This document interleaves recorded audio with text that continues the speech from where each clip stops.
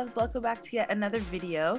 A little late, but it's still here nonetheless, and it's super cute still for fall as well, or depending on where you're in the world for summer. So this is what you'll need to be able to make this off the shoulder top. It's fabric of your choice, at least 1.5 meters, pins, you want to have scissors, as well as measuring tape, of course, and elastic, about 1/4 inch elastic. So basically how I ended up measuring what I needed for the shirt was measuring my shoulder area, and I multiplied this by 1.5. My waist, I also did my bust because that's what's gonna be the top part, and the height. So here we're gonna cut up depending on the measurements that you got. So what I got was we're gonna do the shirt part, not the ruffle part at the top.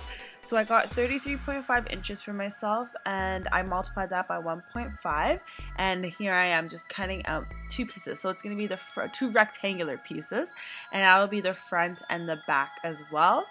And these are what you're going to be able to create. If you kind of imagine a tube top with armholes, minus the top part, if that makes sense. So yeah, you're gonna get those two pieces, and then you're gonna want to put them and lay them flat on top of each other. My rotary cutter blade is so dull, so I had to go over it with scissors. It just wasn't happening, and this is too big of a project for my cutting board, so yeah. Anyway, so we're marking 3 inches from the top across and 6 inches going down. So that would be kind of like if your top the top of your shirt for the armholes. The bottom part I'm measuring right here, that'll be where your arm is going to go in, and the top part is going to allow for it to fit the top of your bust. And I'm just kind of drawing it freestyle, freehand.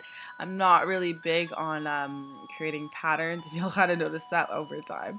But yeah, anyway, so I'm pinning it extra securely so that I can kind of cut them together without having to do this twice, because the whole point of these tutorials is easy and quick and least amount of effort as possible. Sorry about the blurriness going in and out. The lighting was terrible, and hence I was just kind of trying to catch what it could as I was going. So you want to have this as secure as possible, just because basically I sewed with it like this, and just did all like my final hemming as well. Okay, so this is what your final product is going to look like for when you get the front and the back part of the top itself done. And you want to make sure you do like a rolled over hem, just because it's the easiest and fastest thing to do. So this is the longest part. This is what's going to be like the ruffle. You want to fold in half and cut where your center fold is going to be. That's going to be your mark in order to figure it out for the piece you just sewed, which is the top part. And then you're going to fold it in half as well, and then figure out, like I see right there marking, is what the center fold is going to be too, and that's what's going to match up to the bigger part. So you want to be able to mark them both, lay them flat, and just make sure for sure that everything's on point, because you don't want a lopsided shirt or like the sides to be off or whatnot. So basically at this point you've just sewed the shirt part to the ruffle shoulder part together, and you want to just make sure it's like literally just the front to the backs. Like this is what it would be worn minus the ruffled part. So basically you're gonna fold it in an entire circle. It's gonna be quite tedious, and you want to make sure you get as straight up lines as possible, but you're gonna fold it over enough so that you can fit your 1/4 inch of elastic and be able to feed it through. So basically this is it, all pinned up, all ready to go, and then you're just going to sew it. At this point I'm measuring how much my shoulder span was, which was the 44 inches.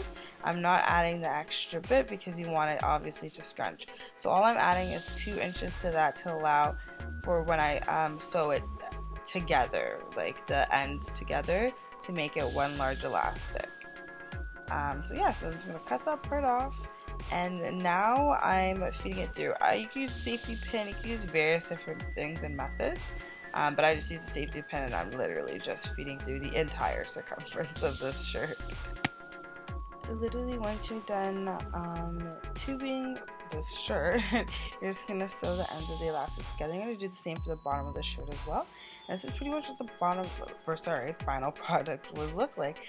So you're just tubing the top and then tubing the bottom. It kind of looks like a pair of diapers. It's so funny, but I just had like extra fabric. I like the shirt to be kind of very comfy and bigger. This is how I finished the hands on the side as well. And yeah, pretty much that's it. And I did like a French hem at the bottom or on the sides, I believe so. So this is the end product. The only thing I would have done differently is probably the length of the shirt, but stay tuned for a dress version for fall. Thanks for watching, loves.